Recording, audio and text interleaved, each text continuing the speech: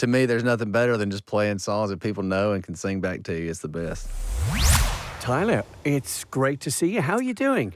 I'm doing awesome. Thanks for having me. It feels like we've waited because we play your songs all the time, and it's like, you've been touring elsewhere, and when is he going to come over here kind of thing? Because Yeah, I know man. Canada and Australia, and clearly the States, and now you're here, you're back. Yeah, it feels so good to be back and excited for these shows, excited for some new songs. And I think the energy just, it's been building like you said. So it's going to be a lot of fun. I'm excited. And a lot of fans have had the same thoughts that I've had because they've been waiting for you, and now you're back. Well, here I am. Let's go. Yeah, you. It's been a while since you've been here as well, so I'm Yeah, delighted about it. You totally. mentioned new songs, so are you dropping some brand new ones in, or? I might play a new one in the set, but yeah, just, the latest album that's out, a lot of those songs will be in the set, and obviously a few of the hits that everyone knows, and so it should be a good time.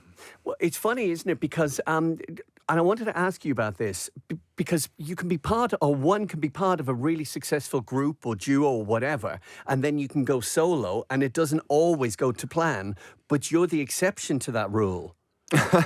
Well, thanks, man. I certainly, I feel the support and the love, and yeah, it's just been a cool new season of stepping into something that's different, getting to kind of connect with the fans now on a more personal level. And like you said, it was a little fearful at first because, yeah, it typically doesn't work out, but it's been a blast, man. I've been having tons of fun making music and reconnecting with the fans, and it's really just kind of re-energized me creatively, and it's been a blessing. And it must, in a way, be almost like, when it's totally down to you. Because when you're part of something else, and then it's just Tyler Hubbard now, and it's all on you.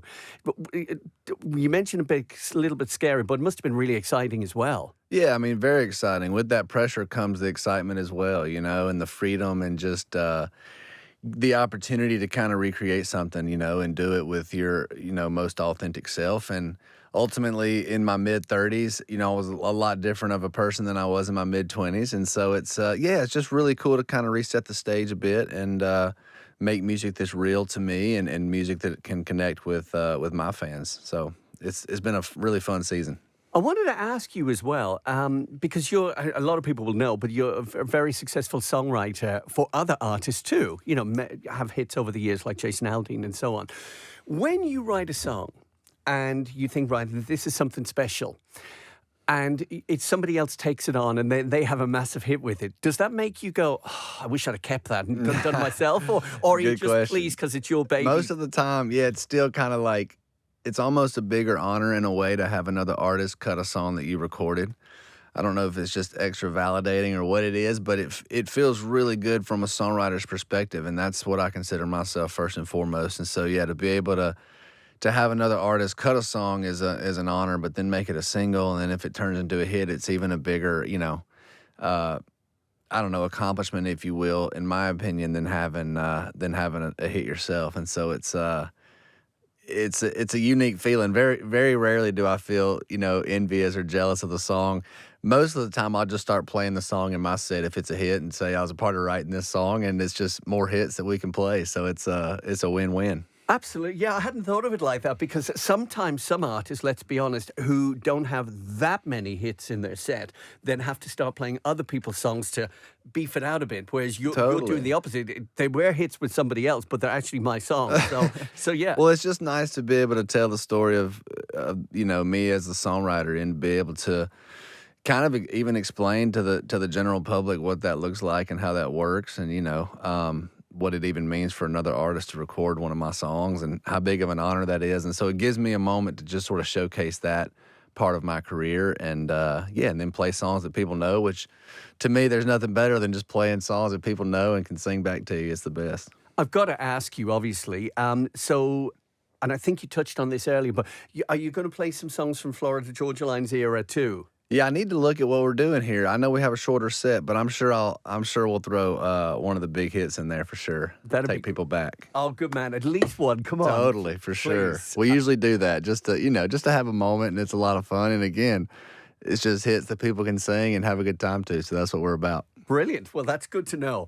I want to ask you as well. So you mentioned the songwriting. Is that what you're doing at the moment, or have you been busy lately? Or what are the plans as well for music going forward? You know, I'm always kind of writing songs, to be honest, and written quite a few this year already, and got quite a few on the books. And so, yeah, that's just sort of my 9 to 5, if you will. And I've also started working on new music and gotten back in the studio and just kind of exploring what the new project's going to sound like and what songs are going to be on it. And so, yeah, I'm just sort of in the middle of the creative process and having a lot of fun with it and taking my time. And like I said, just continuing to write songs, and whether they land on one of my albums or another artist, that's just what I love to do. And so it's nice just to kind of continue to practice that and exercise that muscle, if you will.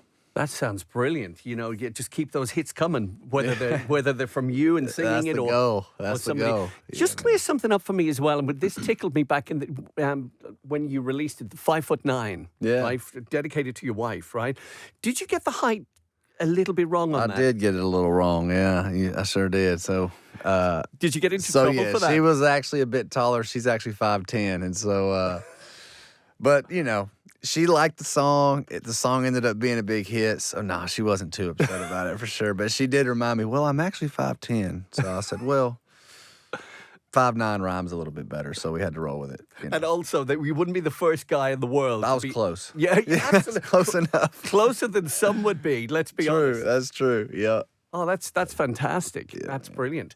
Well, listen, I want to wish you the very best of luck with the, first of all, your C2C, because you're going to be like all around the place in the UK. Yeah. Are you thinking of maybe coming back, though, at some point and doing a full-on tour for us? I think so, yeah, for sure. That's the goal. So just coming here for the C2C, which is always a blast, and kind of get to spread the word a bit and plant the seeds, and then come back maybe next year and, you know, do some headline shows and some clubs and that type of thing. So it should be fun. Give us a bit of a taster this weekend, Totally. make us hungry, There and you then go. come back and then do the full-on show. That'd be brilliant. That's it.